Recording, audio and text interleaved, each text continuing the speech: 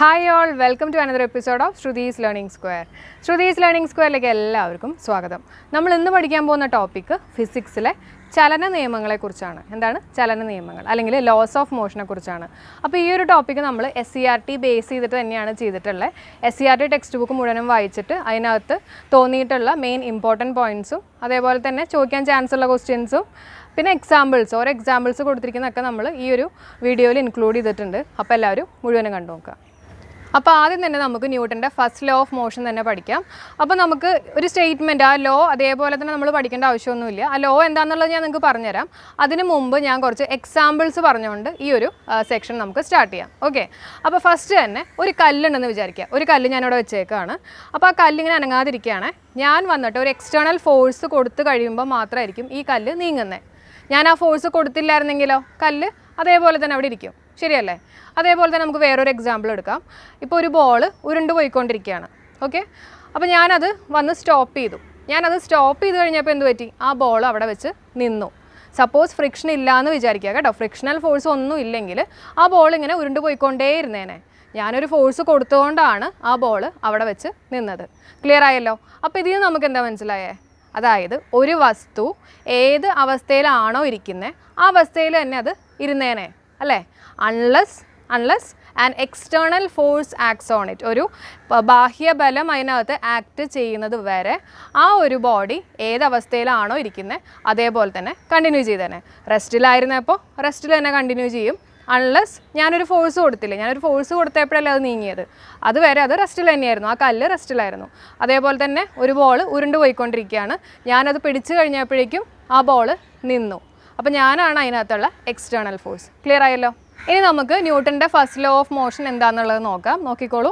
അസന്തുലിതമായൊരു ബാഹ്യബലം പ്രയോഗിക്കുന്നത് വരെ ഒരു വസ്തു അതിൻ്റെ സ്ഥിരാവസ്ഥയിലോ നേർരേഖ സമചലനത്തിലോ തുടരുന്നതാണ്. അതിനല്ലേ നമ്മൾ പഠിച്ചത്. അതായത് ഒരു വസ്തു ഏതവസ്ഥയിലാണോ ഇരിക്കുന്നത് അതേപോലെ തന്നെ ഇരിക്കും.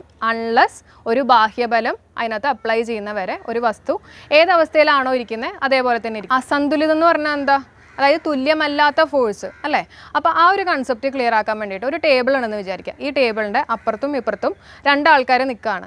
ഈ രണ്ടാൾക്കാരും ഒരേ ഫോഴ്സാണ് അപ്ലൈ ചെയ്യണമെന്ന് വിചാരിക്കുക. ഈ ടേബിളിൽ ഒരേ ഫോഴ്സാണ് രണ്ടാൾക്കാരും അപ്ലൈ ചെയ്യണമെങ്കിൽ ആ ടേബിൾ അനങ്ങാതെ നിൽക്കും. ശരിയാണല്ലോ? അതേപോലെ തന്നെ രണ്ടുപേരുണ്ട്. ഈ ആൾ അപ്ലൈ ചെയ്യുന്ന ഫോഴ്സ് ഇവിടെ നിൽക്കുന്ന ആളിനേക്കാളും കൂടുതലാണെന്ന് വിചാരിക്കുക. അതായത് ഇവിടുത്തെ ഫോഴ്സാണ് ഇവിടുത്തെ ഫോഴ്സിനേക്കാളും കൂടുതൽ. അങ്ങനെയാകുമ്പോൾ ടേബിൾ ഏത് വശത്തേക്ക് നീങ്ങും? ഈ ഒരു സൈഡിലേക്ക് നീങ്ങും. കാരണം അവിടെയുള്ള ആൾക്കാണ് കൂടുതൽ ഫോഴ്സ്. ശരിയാണല്ലോ? അപ്പോൾ ന്യൂട്ടൻ്റെ ഫസ്റ്റ് ലോയിൽ എന്താ പറയുന്നത്? ഒരു ഒബ്ജക്റ്റ് ഏതവസ്ഥയിലാണോ ഇരിക്കുന്നത് അതേപോലെ തന്നെ കണ്ടിന്യൂ ചെയ്യും. Unless an external force acts on it. Clear ആണല്ലോ? ഇനി നമ്മൾ പഠിക്കാൻ പോകുന്നത് ഇനർഷ്യ ആണ്. ഇനർഷ്യ എന്ന് പറയുന്നത് ന്യൂട്ടൻ്റെ ഫസ്റ്റ് ലോൻ്റെ കീഴിൽ വരുന്ന ഒന്നാണ് കേട്ടോ. എന്താണ് ഇനർഷ്യ എന്നുള്ളത് ഞാൻ ആദ്യം പറഞ്ഞുതരാം. അതിനുശേഷം നമുക്ക് കുറച്ച് എക്സാമ്പിൾസും കൂടെ നോക്കാം. ഓക്കെ, അതായത് PSCയിൽ വേണമെങ്കിൽ ഇങ്ങനെ ഒരു ക്വസ്റ്റ്യൻ ചോദിക്കാം. അതായത് ഇനർഷ്യ അല്ലെങ്കിൽ ജഡത്വം കേട്ടോ. ജഡത്വം എന്നുള്ള വാക്ക് ഓർത്ത് വയ്ക്കുക. ജഡത്വം എന്നുള്ളത് ന്യൂട്ടൻ്റെ ഏത് ലോ ആസ്പദമാക്കിയിട്ടുള്ളതാണ് എന്നുള്ള രീതിയിൽ ചോദിക്കാം. അപ്പോൾ ഏത് ലോ ആണ്? ന്യൂട്ടൻ്റെ ഫസ്റ്റ് ലോ. അപ്പോൾ അത് കണക്ട് ചെയ്യാൻ വേണ്ടിയിട്ട് നിങ്ങൾ 1I കേട്ടോ. ഇനർഷ്യയുടെ ഐയും 1ഉം തമ്മിലൊന്ന് ജസ്റ്റ് ഒന്ന് ഓർത്ത് വയ്ക്കാൻ വേണ്ടി പറയണതാണ്. ഇനി എന്താണ് ജഡത്വം അല്ലെങ്കിൽ ഇനർഷ്യ എന്നുള്ളത് പറഞ്ഞുതരാം. അതായത് ഒരു വസ്തുവിന് സ്വയം അതിൻ്റെ നിശ്ചലാവസ്ഥയിലോ ചലനാവസ്ഥയിലോ മാറ്റം വരുത്താനുള്ള കഴിവില്ലായ്മേനെയാണ് നമ്മൾ എന്ത് പറയുന്നത്? ജഡത്വം എന്ന് പറയുന്നത്. എന്താണ്? ഒരു വസ്തുവിന് സ്വയം അതിൻ്റെ നിശ്ചലാവസ്ഥയിലോ ചലനാവസ്ഥയിലോ മാറ്റം വരുത്താനുള്ള കഴിവില്ലായ്മേനെയാണ് നമ്മൾ എന്ത് പറയുന്നത്? ജഡത്വം എന്ന് പറയുന്നത്. അപ്പോൾ ഈ ഒരു കൺസെപ്റ്റ് ക്ലിയർ ആവാൻ വേണ്ടിയിട്ട് ഞാൻ ആദ്യം ഒരു എക്സാമ്പിൾ പറയാം. അപ്പോൾ ഒരു ഗ്ലാസ് എന്ന് വിചാരിക്കുക. അതിൻ്റെ മുകളിൽ ഞാനൊരു പേപ്പർ വെച്ചു. അത്യാവശ്യം കട്ടിയുള്ളത് കേട്ടോ. എന്നിട്ട് അതിൻ്റെ മുകളിൽ ഒരു കോയിൻ വെച്ചു. ഇനി ഞാൻ ഈ പേപ്പർ പെട്ടെന്ന് അങ്ങ് വലിക്കുകയാണ്. അപ്പോൾ ഈ കോയിൻ എന്ത് പറ്റും? ഈ കോയിൻ കറക്റ്റായിട്ട് നമ്മുടെ ഗ്ലാസ്സിനകത്തേക്ക് വീഴും. അതെന്താ റീസൺ? എന്തുകൊണ്ടാണെന്ന് വെച്ചിട്ടുണ്ടെങ്കിൽ ആ കോയിൻ അത്രയും നേരം റെസ്റ്റിലായിരുന്നു. ആണല്ലോ? അനങ്ങാതിരിക്കുകയല്ലേ? അപ്പോൾ റെസ്റ്റിലായിരുന്നു. അപ്പോൾ അതിന് ഇനിയും റെസ്റ്റിൽ തന്നെ ഇരിക്കാനുള്ളൊരു ടെൻഡൻസി ഉണ്ട്. ആ കോയിൻ റെസ്റ്റിലായിരുന്നു. അതിന് ഇനിയും റെസ്റ്റിൽ തന്നെ ഇരിക്കാനുള്ളൊരു ടെൻഡൻസി ഉണ്ട്. അതുകൊണ്ടാണ് ആ കോയിൻ ഈ പേപ്പർ വലിച്ചപ്പോഴും റെസ്റ്റിലായിരുന്ന കോയിൻ കറക്റ്റ് താഴത്തേക്ക് തന്നെ വീഴാൻ കാര്യം. ക്ലിയർ ആയല്ലോ? അപ്പോൾ അതേപോലെ തന്നെ നമുക്ക് വേറൊരു എക്സാമ്പിൾ എടുക്കാം. ഇപ്പോൾ ഒരു ഫാൻ കറങ്ങിക്കൊണ്ടിരിക്കുക. ഞാൻ പെട്ടെന്ന് സ്വിച്ച് ഓഫ് ചെയ്തു. അപ്പോൾ ആ ഫാൻ പെട്ടെന്ന് തന്നെ അങ്ങ് നിൽക്കുന്നുണ്ടോ? ഇല്ല. പതുക്കെ കറങ്ങിയല്ലേ നിൽക്കുന്നത്. അതെന്തുകൊണ്ടാണ്? ആ ഫാൻ അത്രയും നേരം കറങ്ങിക്കൊണ്ടിരിക്കുകയായിരുന്നു. അപ്പോൾ അതിന് വീണ്ടും കറങ്ങിക്കൊണ്ടിരിക്കാനുള്ളൊരു ടെൻഡൻസി ഉണ്ട്. അതിന് ശേഷമായിരിക്കും അത് നിൽക്കുന്നത്. അപ്പോൾ ഒരു ബോഡിയുടെ ഇന്നെബിലിറ്റിയാണ് അവിടെ പറയുന്നത് അല്ലേ? അതായത് ഒരു ബോഡിയുടെ കഴിവില്ലായ്മയെ കുറിച്ചാണ് അവിടെ പറയുന്നത്. കുറച്ചും കൂടെ സിമ്പിളായിട്ട് പറയുകയാണെങ്കിൽ ഒരു ചെറിയൊരു എക്സാമ്പിളാണ്, നിങ്ങൾക്ക് മനസ്സിലാവാൻ വേണ്ടിയിട്ടാണ്. അതായത് ഇപ്പോൾ വെക്കേഷനാണെന്ന് വിചാരിച്ചോ, കുട്ടികൾ കളിച്ചുകൊണ്ടിരിക്കുക, പിന്നെ സ്കൂൾ തുറന്നിട്ട് പെട്ടെന്ന് കുട്ടികൾക്ക് പഠിക്കേണ്ട ഒരു അവസ്ഥ വരികയാണ്. അപ്പോൾ അവരുടെ ഒരു ഇന്നബിലിറ്റി, അവർക്ക് പെട്ടെന്ന് അങ്ങ് പഠിക്കാൻ പറ്റാത്ത ഒരു അവസ്ഥ വരും. അതിനെയാണ് നമ്മൾ എന്ത് പറയുന്നത്? ഇനർഷ്യ. ക്ലിയർ ആയല്ലോ? ഇനി ഈ ജഡത്വം അല്ലെങ്കിൽ ഇനേർഷ്യ എന്ന് പറഞ്ഞുള്ള ടോപ്പിക്ക് ഇമ്പോർട്ടൻ്റ് ആണ്. ഇതിനെ ബേസ് ചെയ്തിട്ട് ജഡത്വം രണ്ടായിട്ട് ഡിവൈഡ് ചെയ്തിട്ടുണ്ട്. ഒന്ന് ഇനർഷ്യ ഓഫ് റെസ്റ്റ്, ഒന്ന് ഇനർഷ്യ ഓഫ് മോഷൻ. ഇങ്ങനെ രണ്ട് തരത്തിൽ ഡിവൈഡ് ചെയ്തിട്ടുണ്ട്. അപ്പോൾ ഇത് രണ്ടും നമ്മൾ അറിഞ്ഞിരിക്കണം. കാരണം ഇതിനെ വെച്ചിട്ട് ഇതിൻ്റെ എക്സാമ്പിൾസ് വെച്ചിട്ട് PSCയിൽ ക്വസ്റ്റ്യൻസ് ചോദിക്കാറുണ്ട് കേട്ടോ. അപ്പോൾ ഈ എക്സാമ്പിൾസ് ഒക്കെ ഞാൻ SCERT ടെക്സ്റ്റ് ബുക്കിൽ നിന്ന് തന്നെ എടുത്തിട്ടുള്ള എക്സാമ്പിൾസ് ആണ്. എന്താണ് ഇനർഷ്യ ഓഫ് റെസ്റ്റ്, എന്താണ് ഇനർഷ്യ ഓഫ് മോഷൻ എന്നുള്ളത് പറഞ്ഞുതരാം. അപ്പോൾ ആദ്യം തന്നെ നമുക്ക് നിശ്ചല ജഡത്വത്തിലേക്ക് കയറാം, അതായത് ഇനർഷ്യ ഓഫ് റെസ്റ്റ്. ഞാൻ ആദ്യം ഒരു എക്സാമ്പിൾ പറഞ്ഞില്ലേ, അതായത് ഒരു ഗ്ലാസിൻ്റെ മുകളിൽ ഈ കോയിൻ വെക്കണ കാര്യം പറഞ്ഞില്ലേ. അപ്പോൾ അത്ര നേരം റെസ്റ്റിലായിരുന്നു, അതുകൊണ്ട് അത് കറക്റ്റായിട്ട് അതിനകത്തോട്ട് തന്നെ വീണു. ഇതാണ് ഇനർഷ്യ ഓഫ് റെസ്റ്റിൻ്റെ ഒരു എക്സാമ്പിൾ. കാരണം റെസ്റ്റ് അല്ലേ, ആ കോയിൻ അവിടെ റെസ്റ്റിലായിരുന്നു, അപ്പോൾ കറക്റ്റായിട്ട് വീണു. അപ്പോൾ ഇനർഷ്യ ഓഫ് റെസ്റ്റിൻ്റെ ഒരു എക്സാമ്പിളാണ് അത്. പിന്നെ വേറൊരു എക്സാമ്പിൾ എന്ന് പറഞ്ഞു കഴിഞ്ഞാൽ നമുക്ക് ക്യാരംസ് കളിക്കാറില്ലേ. അപ്പോൾ ക്യാരംസ് കളിക്കുമ്പോൾ നമ്മൾ കുറേ കോയിൻസുകൾ ഇങ്ങനെ ഹീപ്പായിട്ട് വെക്കും, ഒന്നിൻ്റെ മുകളിൽ ഒന്നായിട്ട് കോയിൻസ് വെക്കാറുണ്ട്. എന്നിട്ട് സ്ട്രൈക്ക് ചെയ്ത് കഴിയുമ്പോൾ എന്ത് പറ്റും? ഏറ്റവും അടിയിലുള്ള കോയിൻ, നന്നായിട്ട് കളിക്കുന്ന ആളാണെങ്കിൽ ആ കോയിൻ കറക്റ്റായിട്ട് സോക്കറ്റിൽ വീഴും. ശരിയാണല്ലോ? ബാക്കിയുള്ള കോയിൻസിന് എന്ത് പറ്റും? അത് അതേപോലെ തന്നെ നിൽക്കും. ഓക്കെ, അങ്ങനെയാണെങ്കിൽ എന്തുകൊണ്ടാണ് ആ ബാക്കിയുള്ള കോയിൻസ് അതേപോലെ തന്നെ നിൽക്കാൻ കാര്യം? കാരണം അത്രയും നേരം അത് റെസ്റ്റിലായിരുന്നു. അപ്പോൾ അതിന് വീണ്ടും ഒരു ടെൻഡൻസി ഉണ്ട് to remain in rest. Clear ആയല്ലോ? അപ്പോൾ അത് രണ്ടാമത്തെ ഒരു എക്സാമ്പിളാണ്. അപ്പോൾ ഫസ്റ്റ് എക്സാമ്പിൾ എന്തായിരുന്നു? നമ്മുടെ ബീക്കറിൻ്റെ കേസ് കേട്ടോ. ഇതെല്ലാം SCERT എന്നുള്ളതാണ്, അപ്പോൾ ഇമ്പോർട്ടൻ്റ് ആണ്. സെക്കൻഡ് എക്സാമ്പിൾ എന്താണ്? ക്യാരംസിൻ്റെ കാര്യം പറയാം. ഓക്കെ, തേർഡ് എക്സാമ്പിൾ നോക്കാം. ഒരു മാവ് നമ്മൾ കുലുക്കണ സമയത്ത് മാമ്പഴം താഴത്തേക്കാണ് വീഴുന്നത്. അതിൻ്റെ റീസൺ എന്ന് വെച്ചാൽ നമ്മളിങ്ങനെ കുലുക്കണ സമയത്ത് ആ മാമ്പഴം അത്രയും നേരം റെസ്റ്റിലായിരുന്നു. അപ്പോൾ അതിന് വീണ്ടും റെസ്റ്റിൽ തന്നെ ഇരിക്കാനുള്ളൊരു ടെൻഡൻസിയാണ്. അപ്പോൾ അത് കറക്റ്റായിട്ട് താഴത്തേക്ക് തന്നെ വീഴും. അതായത് ഇലകളുടെ ഒപ്പം അവസ്ഥയ്ക്ക് പോവില്ല, കറക്റ്റായിട്ട് താഴത്തേക്ക് വീഴും. അപ്പോൾ അതൊരു എക്സാമ്പിളാണ്. പിന്നെ വേറൊരു എക്സാമ്പിൾ എന്ന് പറഞ്ഞു കഴിഞ്ഞാൽ നമ്മൾ ഫാനിൻ്റെ സ്വിച്ച് ഓൺ ചെയ്ത് കഴിയുമ്പോൾ പെട്ടെന്ന് തന്നെ അതങ്ങ് കറങ്ങിയില്ലല്ലോ, പതുക്കെയല്ലേ കറങ്ങുള്ളൂ. അപ്പോൾ അതും ഇനർഷ്യ ഓഫ് റെസ്റ്റ് നമുക്ക് ഒരു എക്സാമ്പിളായിട്ട് പറയാം. ഒരു എക്സാമ്പിൾ കൂടെ നമുക്ക് നോക്കാം. നിർത്തിയിട്ടിരിക്കുന്ന ഒരു വണ്ടിയാണെന്ന് വിചാരിച്ചോ, ആ വണ്ടിയിൽ നമ്മൾ ഇരിക്കുകയാണ്. അപ്പോൾ പെട്ടെന്ന് വണ്ടി സ്റ്റാർട്ട് ചെയ്യുന്ന സമയത്ത് നമ്മൾ എന്ത് ചെയ്യും? നമ്മൾ പുറകിലേക്ക് വീഴാനുള്ള ഒരു ടെൻഡൻസി ഉണ്ട്. എന്താണെന്ന് വെച്ചിട്ടുണ്ടെങ്കിൽ നമ്മുടെ ബോഡി അത്രയും നേരം റെസ്റ്റിലായിരുന്നു, പെട്ടെന്നാണ് വണ്ടി സ്റ്റാർട്ട് ചെയ്യുന്നത്. അപ്പോൾ നമ്മുടെ ബോഡിക്ക് വീണ്ടും റെസ്റ്റിൽ ഇരിക്കാനുള്ളൊരു ടെൻഡൻസി ഉണ്ട്, അതുകൊണ്ടാണ് നമ്മൾ പുറകിലേക്ക് വീഴുന്നത്. ക്ലിയർ ആയല്ലോ? നമുക്ക് ചലന ജഡത്വത്തിൻ്റെ എക്സാമ്പിൾസ് നോക്കാം. അതായത് ഇനർഷ്യ ഓഫ് മോഷനാണ് കേട്ടോ. അതായത് ഇപ്പം നമ്മൾ ശ്രദ്ധിച്ചിട്ടുണ്ടോ, ഈ ലോങ് ജമ്പൊക്കെ ചാടുന്നതിനേക്കാളും മുമ്പ് എല്ലാവരും ഇങ്ങനെ ഓടി വന്നിട്ടായിരിക്കും ചാടുന്നത്. അതെന്തുകൊണ്ടാണ്? കാരണം കുറച്ചും കൂടെ ഒരു ഡിസ്റ്റൻസ് ട്രാവൽ ചെയ്യാൻ വേണ്ടിയിട്ട്. അപ്പോൾ അതൊരു എക്സാമ്പിളാണ്. പിന്നെ വരുന്നൊരു എക്സാമ്പിൾ, ഇപ്പോൾ ഫാൻ കറങ്ങിക്കൊണ്ടിരിക്കുകയാണ്. ഞാൻ നേരത്തെ പറഞ്ഞില്ലേ, സ്വിച്ച് ഓഫ് ചെയ്ത് കഴിയുമ്പോഴേക്കും പെട്ടെന്ന് അങ്ങ് നിൽക്കുന്നില്ല. കാരണം അതിന് കറങ്ങിക്കൊണ്ടിരിക്കാനുള്ളൊരു ടെൻഡൻസി തന്നെയുണ്ട് അല്ലേ, പെട്ടെന്ന് തന്നെ അത് റെസ്റ്റിലേക്ക് വരുന്നില്ല. അപ്പോൾ അത് ഇനർഷ്യ ഓഫ് മോഷൻ്റെ ഒരു എക്സാമ്പിളാണ്. പിന്നെ അടുത്തൊരു എക്സാമ്പിൾ, ഓടിക്കൊണ്ടിരിക്കുന്ന ബസ് പെട്ടെന്ന് ബ്രേക്ക് പിടിച്ച് കഴിയുമ്പോൾ നമ്മൾ ഫ്രണ്ടിലേക്ക് വീഴും. അതെന്താ റീസൺ? കാരണം വണ്ടി ബ്രേക്ക് പിടിച്ച് കഴിയുമ്പോൾ വണ്ടി റെസ്റ്റിലായി, അതേസമയം നമ്മുടെ ബോഡി നീങ്ങിക്കൊണ്ടിരിക്കുകയായിരുന്നല്ലോ അത്രയും നേരം, പെട്ടെന്നല്ലേ ബ്രേക്ക് പിടിച്ചത്. അപ്പോൾ നമ്മുടെ ബോഡിക്ക് വീണ്ടും നീങ്ങാനുള്ളൊരു ടെൻഡൻസി ഉണ്ട് കേട്ടോ. അപ്പോൾ വണ്ടി നിന്നു, നമ്മുടെ ബോഡിക്ക് വീണ്ടും നീങ്ങാനുള്ളൊരു ടെൻഡൻസി, അതിനാണല്ലോ നമ്മൾ ഇനർഷ്യ എന്ന് പറയുന്നത്. അപ്പോൾ ആ ഒരു ടെൻഡൻസി കാരണം നമ്മുടെ ബോഡി ഫ്രണ്ടിലേക്ക് വീഴും. അപ്പോൾ അതും ഇനർഷ്യ ഓഫ് മോഷൻ്റെ ഒരു എക്സാമ്പിളാണ്. അപ്പോൾ ഇനർഷ്യയുടെ കൺസെപ്റ്റ് ക്ലിയർ ആയല്ലോ.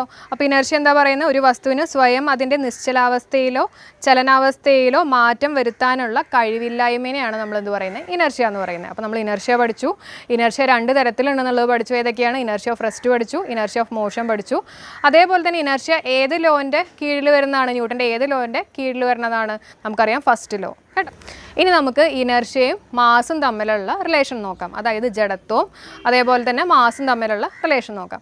അപ്പോൾ നമുക്ക് ആദ്യം ഈ ഒരു കൺസെപ്റ്റ് ക്ലിയർ ആവാൻ വേണ്ടിയിട്ട് ഒരു എക്സാമ്പിളിലേക്ക് കയറാം. സപ്പോസ് ഒരു ആന നമ്മളെ ചേസ് ചെയ്യുകയാണെന്ന് വിചാരിക്കുക. അപ്പോൾ നമ്മൾ സിക്സാക്ക് മാനറിൽ, അതായത് ഇങ്ങനെ ഓടണം എന്നാണ് പറയുന്നത്. അതെന്താണെന്ന് വെച്ചിട്ടുണ്ടെങ്കിൽ ആനയുടെ മാസ് കൂടുതലാണല്ലോ. അപ്പോൾ ആനയുടെ ബോഡി ഈ ഒരു രീതിയിൽ, സിക്സാക്ക് മാനർ എന്ന് പറയുമ്പോൾ വളഞ്ഞു തിരിഞ്ഞല്ലേ ഓടണ്ടേ, ആ ഒരു തരത്തിൽ അതിൻ്റെ ബോഡി പെട്ടെന്ന് ചേഞ്ച് ചെയ്യാൻ പറ്റുന്നില്ല.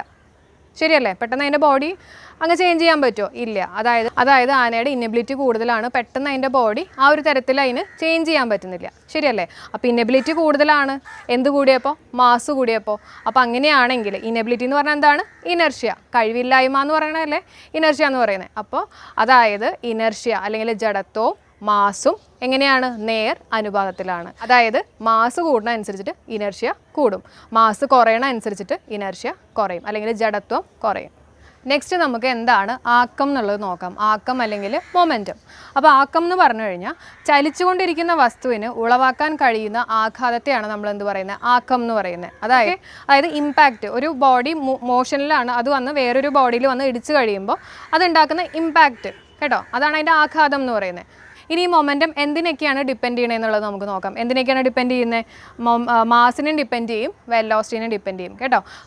അപ്പോൾ ഈ ഒരു കൺസെപ്റ്റ് ക്ലിയർ ആവാൻ വേണ്ടിയിട്ട് നമുക്കൊരു എക്സാമ്പിൾ എടുക്കാം. ഒരു ലോറിയും അതേപോലെ തന്നെ ഒരു സൈക്കിളും, രണ്ടിനും സെയിം സ്പീഡിലാണ് വരുന്നത്, രണ്ടും ഒരേ വേഗതയിലാണ് വരുന്നത്. ഇതിൽ ഏത് ഇടിച്ചാലായിരിക്കും നമുക്ക് കൂടുതൽ പരിക്കേക്കുക? നമുക്കറിയാം ലോറി ഇടിക്കുമ്പോഴാണ്. അതെന്തുകൊണ്ടാണ്? അപ്പോൾ ലോറിയുടെ മാസ് കൂടുതലായതുകൊണ്ടാണ് അത് കൂടുതലൊരു ഇമ്പാക്റ്റ് നമ്മുടെ ബോഡിയിൽ ഏൽപ്പിക്കാൻ കാര്യം. അതിൽ നിന്ന് നമുക്ക് എന്ത് മനസ്സിലാക്കാൻ പറ്റും? ഭാരം കൂടുന്ന അനുസരിച്ചിട്ട് ആക്കവും കൂടും, ശരിയല്ലേ? അപ്പോൾ അതുകൊണ്ടാണ്, അപ്പം മാസും ആക്കവും തമ്മിൽ റിലേഷൻ ആണെന്ന് മനസ്സിലായി. വേറൊരു എക്സാമ്പിൾ നമുക്ക് നോക്കാം. അതായത് ഒരു ബുള്ളറ്റും അതേപോലെ തന്നെ ഒരു കല്ലും, ഓക്കെ, രണ്ടിനും ഒരേ മാസമാണെന്ന് വിചാരിക്കാം, പക്ഷേ ഡിഫറെൻറ്റ് സ്പീഡിലാണ് രണ്ടും വരുന്നത്.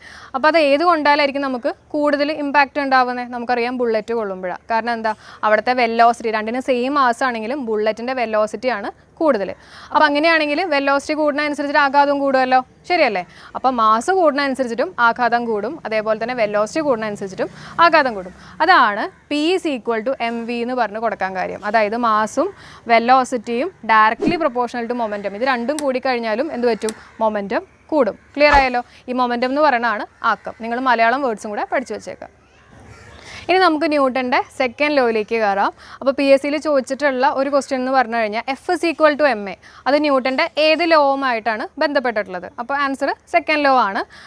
ഈ ഫോഴ്സ് എന്ന് പറയണത് ആക്ക വ്യത്യാസത്തിൻ്റെ നിരക്കിന് ഡയറക്റ്റ്ലി പ്രൊപ്പോർഷണൽ ആയിരിക്കും, നേർ അനുപാതത്തിലായിരിക്കും എന്നുള്ളതാണ് ന്യൂട്ടൻ്റെ സെക്കൻഡ് ലോയിൽ പറയുന്നത്. അപ്പോൾ ഈ ഒരു കൺസെപ്റ്റ് ക്ലിയർ ആവാൻ വേണ്ടിയിട്ട് നമുക്ക് എക്സാമ്പിളിലേക്ക് കയറാം. എക്സാമ്പിൾ പറയാം. ഇപ്പോൾ ഒരു കാറ്, അതിനൊരു പെർട്ടിക്കുലർ മാസ് ഉണ്ട്, അതേപോലെ തന്നെ ഒരു പെർട്ടിക്കുലർ വെലോസിറ്റിയിലാണ് ആ കാറ് നീങ്ങണേന്ന് വിചാരിക്കുക.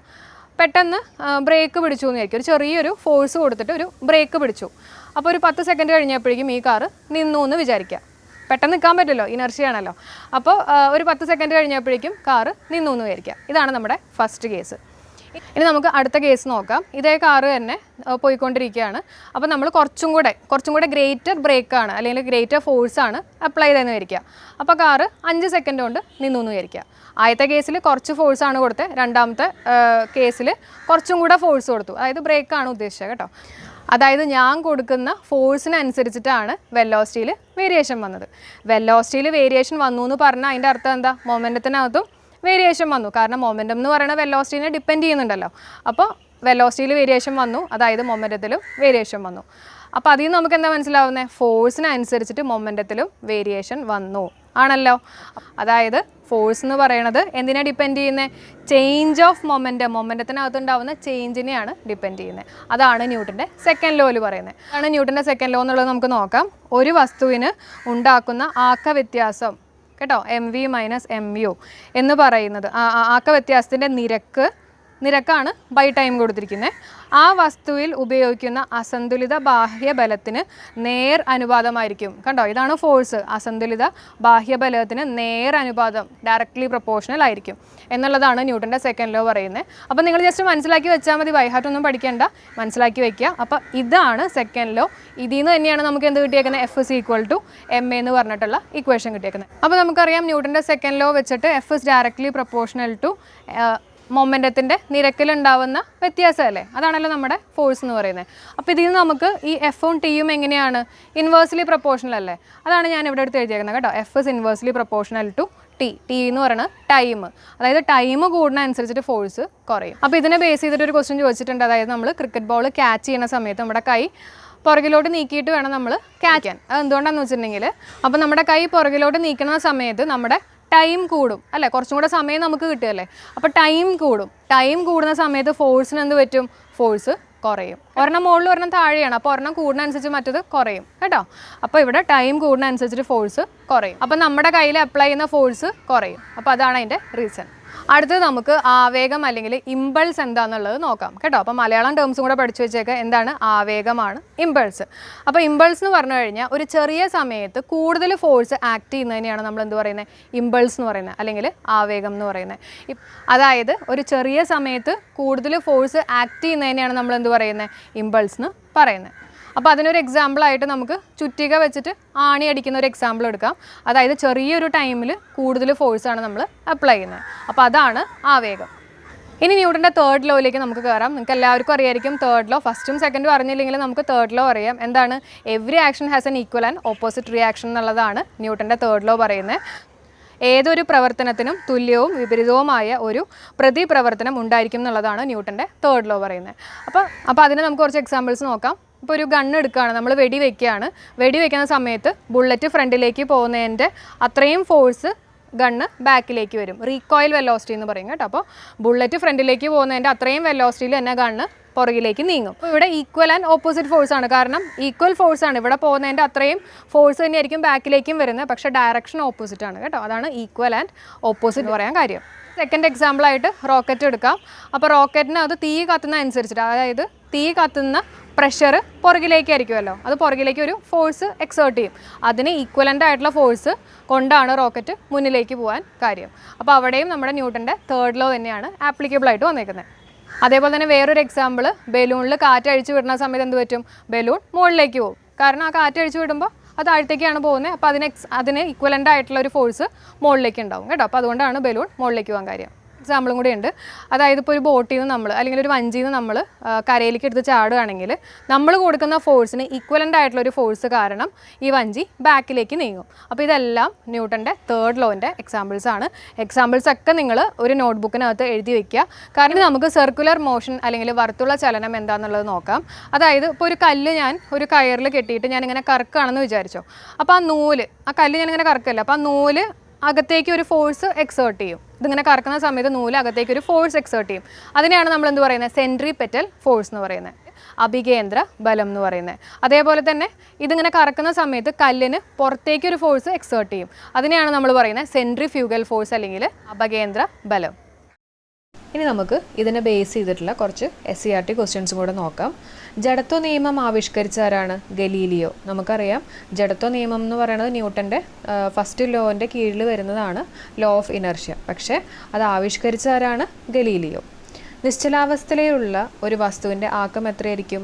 നിശ്ചലാവസ്ഥയിലുള്ള ഒരു വസ്തുവിൻ്റെ ആക്കം 0. ആക്കം എന്ന് പറഞ്ഞു കഴിഞ്ഞാൽ മൊമെൻറ്റം ആണ്. അപ്പോൾ മൊമെൻറ്റം P എന്ന് പറയുന്നത് mv, മാസ് ഇൻറ്റു വെലോസിറ്റി ആണ്. അപ്പോൾ നിശ്ചലാവസ്ഥയിൽ വെലോസിറ്റി 0 ആണ്, അപ്പോൾ ആക്കവും 0. അടുത്തത്, ഒരു വസ്തുവിൻ്റെ വൃത്തപാതയിലൂടെയുള്ള ചലനമാണ് വർത്തുള ചലനം അല്ലെങ്കിൽ സർക്കുലർ മോഷൻ. ഒരു വസ്തുവിൻ്റെ വൃത്തപാതയിലൂടെയുള്ള, അതായത് സർക്കുലർ പാതയിലൂടെയുള്ള ചലനമാണ് നമ്മൾ എന്ത് പറയുന്നത്? വർത്തുള ചലനം. അടുത്തത് നോക്കാം. കാർപ്പറ്റിൽ നിന്നും പൊടി നീക്കം ചെയ്യുന്നതിന് കാർപ്പറ്റ് തൂക്കിയിട്ട ശേഷം വടി കൊണ്ട് തട്ടുന്നു. ഇതിന് പിന്നിലെ ശാസ്ത്ര തത്വം എന്താണ്? നിശ്ചല ജഡത്വം, അതായത് ഇനർഷ്യ ഓഫ് റെസ്റ്റ് ആണ്. അതായത് കാർപ്പറ്റ് നമ്മളിങ്ങനെ തൂക്കിയിട്ടതിന് ശേഷം വടി കൊണ്ട് തട്ടിക്കഴിയുമ്പോൾ അതിനകത്തുള്ള പൊടികൾ അത്രയും നേരം റെസ്റ്റിലായിരുന്നു. അപ്പോൾ അതിന് വീണ്ടും റെസ്റ്റിൽ തന്നെ ഇരിക്കാനുള്ളൊരു ടെൻഡൻസിയാണ് കേട്ടോ. അപ്പോൾ അതാണ് ഇവിടെ നിശ്ചല ജഡത്വം എന്ന് പറയാൻ കാര്യം. അടുത്ത ക്വസ്റ്റ്യൻ നോക്കാം. ചലിച്ചുകൊണ്ടിരിക്കുന്ന വസ്തു മറ്റൊരു വസ്തുവിൽ ഏൽപ്പിക്കുന്ന ആഘാതം എന്താണ്? ആക്കം അല്ലേ? നമ്മൾ നേരത്തെ പഠിച്ചല്ലോ. അപ്പോൾ ചലിച്ചുകൊണ്ടിരിക്കുന്ന വസ്തു മറ്റൊരു വസ്തുവിൽ ഏൽപ്പിക്കുന്ന ആഘാതത്തെയാണ് നമ്മൾ പറയുന്ന ആക്കം അല്ലെങ്കിൽ മൊമെൻറ്റം. ബലത്തിന് വ്യക്തമായ നിർവചനം നൽകുന്ന ചലന നിയമം, അതായത് ഫോഴ്സിന് വ്യക്തമായിട്ടുള്ള നിർവചനം നൽകുന്ന ചലന നിയമം ഒന്നാം ചലന നിയമമാണ്. നമ്മൾ പറഞ്ഞിരുന്നല്ലോ, അതായത് ഒരു എക്സ്റ്റേണൽ ഫോഴ്സ് ആക്ട് ചെയ്യുന്ന വരെ എന്ന് പറഞ്ഞ് പഠിച്ചില്ലേ ഫസ്റ്റ് ന്യൂട്ടൻ്റെ ലോയിൽ. അപ്പോൾ അതുകൊണ്ടാണ് ബലത്തിന് വ്യക്തമായ നിർവചനം നൽകുന്ന ചലന നിയമം ഒന്നാം ചലന നിയമം. അപ്പോൾ ഇന്നത്തെ ക്ലാസ് നമ്മൾ ഇവിടെ വെച്ച് വൈൻഡപ്പ് ചെയ്യാണ്. അപ്പോൾ ന്യൂട്ടൻ്റെ ചലന നിയമങ്ങളെല്ലാം നിങ്ങൾക്ക് ക്ലിയർ ആയെന്ന് വിശ്വസിക്കുന്നു. ഞാൻ കുറച്ച് എക്സാമ്പിൾസ് പറഞ്ഞു, അത് നിങ്ങൾക്ക് ഓർക്കാൻ വേണ്ടിയിട്ടാണ്. ഈ ഓരോ എക്സാമ്പിൾസ് പറയുമ്പോഴും നമുക്കത് കണക്ട് ചെയ്യാൻ പറ്റും. അപ്പോൾ അതൊക്കെ ഒന്ന് മനസ്സിലാക്കി എക്സാമ്പിൾസൊക്കെ ഒരു നോട്ട്ബുക്കിനകത്ത് എഴുതി നന്നായിട്ട് പഠിക്കുക. നിങ്ങൾക്ക് എൻ്റെ ഈ ക്ലാസ് യൂസ്ഫുള്ളായിട്ട് തോന്നിയിട്ടുണ്ടെങ്കിൽ നിങ്ങൾ തീർച്ചയായും ലൈക്ക് ചെയ്യുക. അതേപോലെ തന്നെ ഫ്രണ്ട്സ് സർക്കിളിൽ ഷെയർ ചെയ്യുക, കമൻറ്റ് ചെയ്യുക. അപ്പോൾ നമുക്ക് നെക്സ്റ്റ് വീഡിയോയിൽ കാണാം. Till then bye.